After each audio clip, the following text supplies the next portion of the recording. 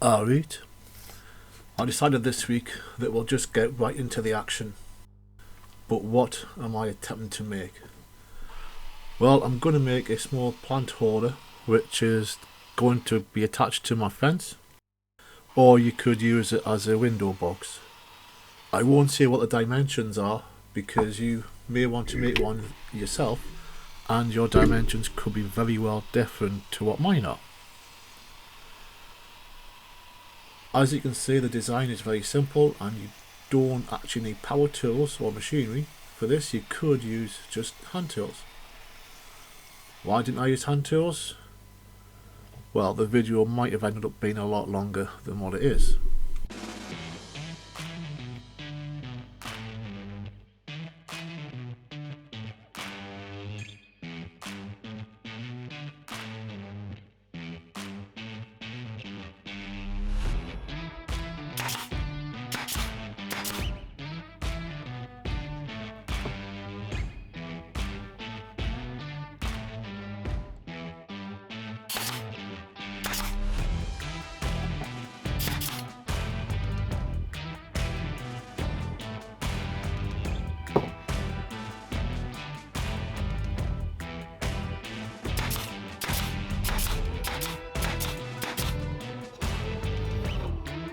I lied, I did use some hand tools. Well, I need to plane down the bottom of the sides so that the base could fit snugly on.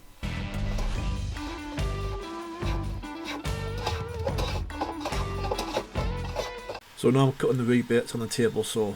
Normally I would have used a router table, but I thought that I'd best try and look more like a proper YouTube woodworker because they all do it this way.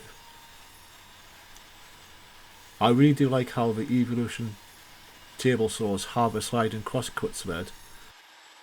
Used correctly, it saves having to build a crosscut thread jig, but mind you, the jig would be able to do the smaller pieces where you are limited with the one on the table saw.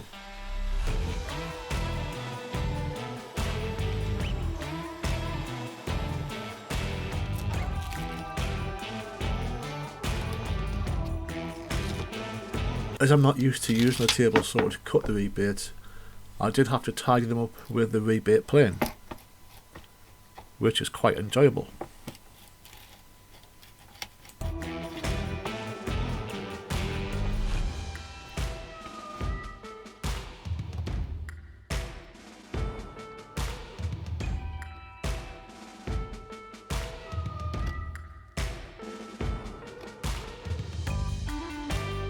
As I said before, I went for a really simple design with this. It's a one you could definitely make more than one holder or unit, if you will, and batch them out if you want to sell them. Ooh, maybe I should have said this. This is like units you could sell loads of and make lots of money from. Yeah, everybody does that.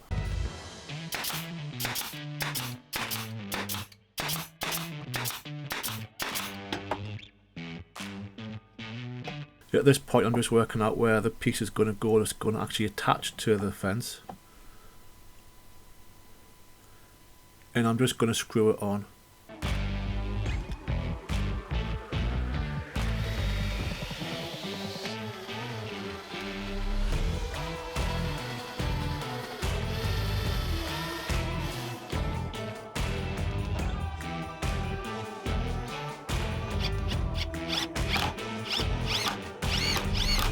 There it is, one plant holder, ready to go on the fence.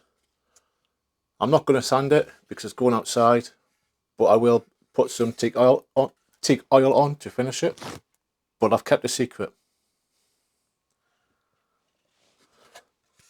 I've made a second one, but we're going to finish this one differently to that. How? Keep watching and you'll soon find out. Yeah, I bet you didn't expect us to make a second one, eh? Which is more of an experiment to see how it's going to look. But as I said, keep watching and you'll soon find out how I do it.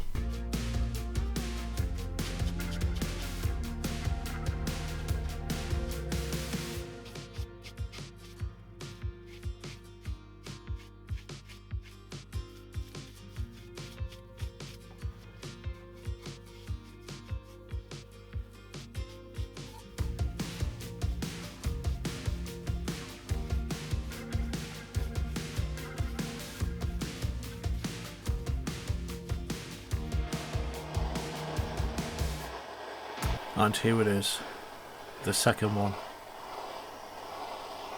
Yep, I'm doing an attempt of shoshugibun, which I've tried at an earlier stage on a photo frame. I don't do it fully how you're meant to do it, whereas you're supposed to really singe it to full black. I leave little hints of the wood shown, because I like that style, doing it like that. I might do another one or something else at a later stage where I will go fully into burning the wood. You'll have to keep watching the channel to see exactly what I mean, because I don't know what I mean half the time, but it sounds good.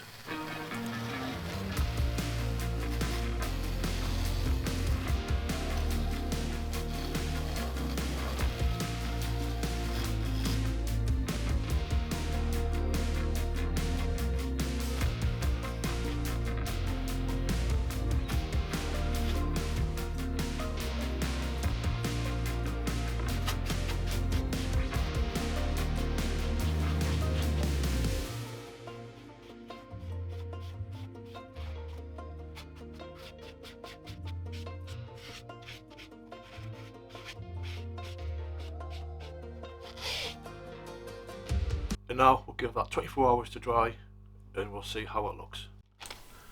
The reason why I say we'll see how it looks is because when the paint dries it doesn't always look as bright as what it does when you first apply it.